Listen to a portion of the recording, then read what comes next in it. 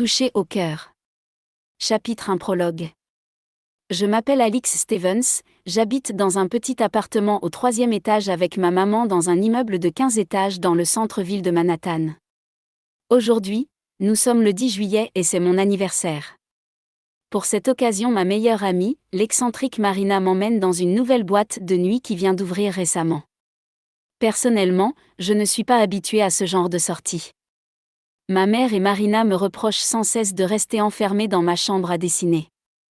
J'adore le dessin, mais je pense surtout que c'est à cause de mon père qui est décédé quand j'avais 8 ans. C'était un super bon dessinateur ainsi qu'un excellent professeur. Il a même créé une BD avec un de ses meilleurs amis. Le dessin m'apaise beaucoup et cela me permet d'être avec lui quand je prends mes crayons. Alix, Marina est là, crie ma mère du séjour. Ma mère a le don de crier alors que nous sommes à quelques mètres l'une de l'autre et en plus ma porte est ouverte. Ma mère est une femme enfant, elle a 34 ans et travaille comme serveuse dans un restaurant. Aujourd'hui étant son jour de congé, malheureusement pour moi, elle a décidé de me mettre en valeur avec Marina pour cette sortie. Je suis plutôt du genre à s'effacer à côté de Marina, je porte des jeans tous les jours comparé à elle qui est en jupe ou en robe non-stop. Elle est grande, blonde avec de magnifiques yeux bruns alors que moi je suis de taille normale et noire de cheveux aux yeux verts. Ma mère dit toujours qu'avec des yeux pareils je ferais craquer tous les garçons, mais pour ça il faudrait déjà qu'ils m'intéressent et en plus, je suis d'une timidité maladive surtout avec les garçons. Alix, tu es prête pour les essayages ? S'exclame Marina en arrivant dans ma chambre. Oh pitié Marina, je suis très bien habillée comme je suis. M'exclamai-je déjà irritée à l'avance. Marina prend un pose en croisant ses bras sur sa poitrine et me toise un instant avant de se mettre à rire. Ma chérie, il est hors de question que tu sortes en boîte dans cette tenue. Me fait-elle en se tournant vers son sac qu'elle a apporté. Je la regarde dépitée, pas des séances d'essayage de vêtements s'il vous plaît. Je n'ai pas le choix puisque ma chère mère vient s'en mêler et me voilà emmenée limite de force pour une séance d'essayage dans la salle de bain. Les tenues sont aussi sexy que je le pensais en ce qui me concerne, ce qui me rend mal à l'aise à chaque tenue portée et quelle fut ma tête quand elle décide de me faire mettre cette mini-robe noire très sexy avec son ouverture devant et surtout le fait qu'elle soit si courte. Et comme je m'attendais, c'est bien entendu cette robe que ma mère et Marina choisissent unanimement alors que moi je me sens complètement nue dans cette tenue. Super, tu es magnifique. Me lance Marina alors que je trouve cette tenue limite vulgaire. Tu es trop belle ma chérie, tu vas en faire tourner des têtes. Pleurniche ma mère. Maman, arrête de pleurer. La consoler je la trouvant un peu trop sensible comme si c'était moi à sa place.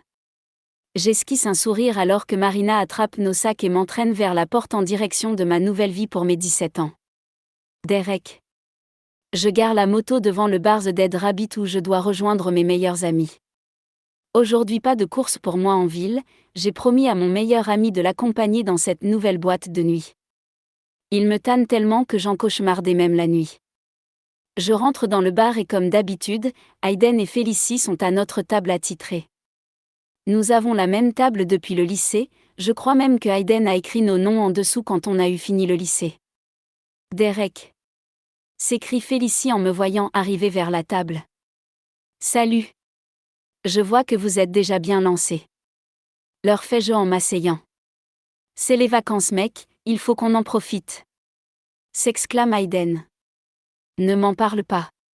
Fait Félicie. Rien que de penser que moi je n'ai pas encore pris de vacances, ça me rend malade. Je bois une gorgée dans ma Corona en souriant. Au fait Derek, tu as enfin trouvé un boulot ? Me demande Hayden.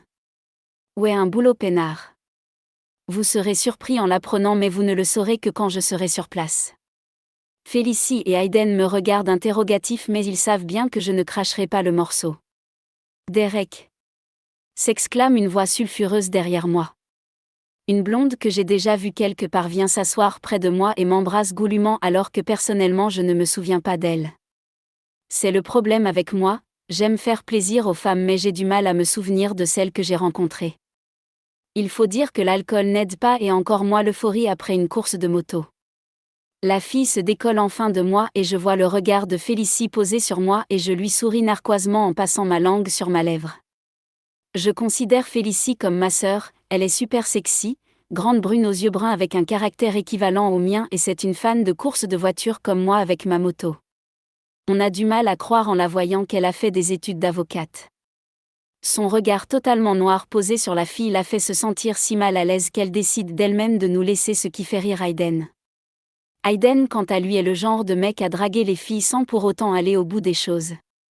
Du haut de son 1m90 et de ses yeux bleus vitreux comme l'océan, il se réserve pour la femme de sa vie.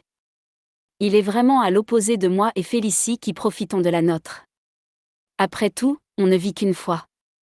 Bon, on y va, m'exclamai-je en buvant ma bière Cussac. Oui, allons voir les petits canons qu'on va se dégoter. Pitié. Je parie qu'il n'y aura que des gamins.